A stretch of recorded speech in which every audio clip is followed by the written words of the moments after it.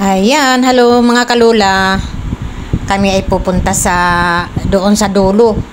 Parang bukid ay taniman ng palay. At doon kami ay mag-iikot-ikot. Mag-iikot-ikot kami ng aking anak. Ayan, nagdadrive si Lola. At hindi pa naman talaga as in magaling mag-drive si Lola. Ayan, mag-iikot-ikot kami. Ayan, tuloy-tuloy lang yung pag-drive ni Lola. Tinuturoan ako ng anak ko. Sa dire-diretso pa lang si Lola ay marunong. Pero pagdating sa mga paliko, as in hindi pa masyadong marunong si Lola. Tsaka si Lola kasi alam nyo naman ang kasabihan, pag medyo may edad na, medyo mahirap ng turuan. Pero marunong naman ako sa motor. Marunong ako sa motor. Pero sa mga four wheels, medyo hindi pa ako gaanong yung sa manubela. Sa manubela kung paano. Ayan. Matutunan din naman yan ni Lola. Kasi siyempre, kung bago pa lang, ganun talaga. Hindi ka naman sinasabing pag kinder ka ay antimano magaling ka na. Pero yung kasi kinder, buti nga yung kinder mas madali pang turuan kasi bata pa. Pero pag may edad na mahirap na talagang turuan.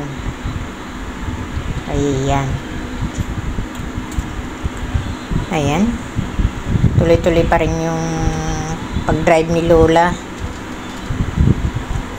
Inikot namin yung buong village. Inikot namin yung buong village.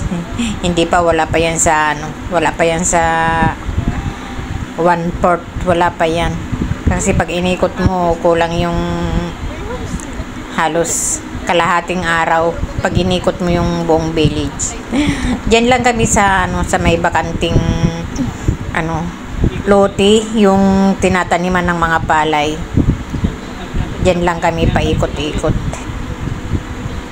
Ayan. Kailangan mag-practice si Lola para talaga matuto mag-drive. Kasi pag wala yung anak ko, walang magdadrive. Linggo ko ulit dyan para bumalik ulit na. Ayan. Nakibike lang. Dati may mga sasakyan ako pero hindi ako kasi naturuan. Diba? Hindi ako naturuan masyado ng asawa ko dati. Isang beses lang ako naturuan. Ayun, hindi na naturuan ulit. Sa pagdadrive sa kotse ko dati. Ayan. Mabagal lang si Lola magpatakbo kasi medyo may kaba. Medyo may kaba kasi siyempre hindi pa naman talaga as in marunong. Ayan, binigay ko sa anak ko, yung anak ko naman ang nagdrive. Ayan, tingnan mo, pag marunong siyempre mabilis magdrive. Yung anak ko naman ang nagdrive. Ayan, ang pamangking ko naman ang nagdrive. Ayan. Yan, madaling turuan lang yan mga yan kasi mga bata pa sila. Ayan, marunong naman na, pero siyempre tiyaga-tiyaga lang para matuto talaga. Kasi balang araw pag yan ay mga may trabaho na, makakabili sila ng sariling sasakyan nila. Nandito na kami sa palayan, umistop muna kami saglit. Ayan, ang daming palay, daming pichay. Yung iba na harvest na. Ayan naman ang bagong tanim na sibuyas. Yung bagong tanim na sibuyas at saka pichay. Bagong tanim yan. Yung pichay at saka sibuyas. At doon banda sa dulo, ayan, hinaharvest na yung sibuyas, namumulaklak.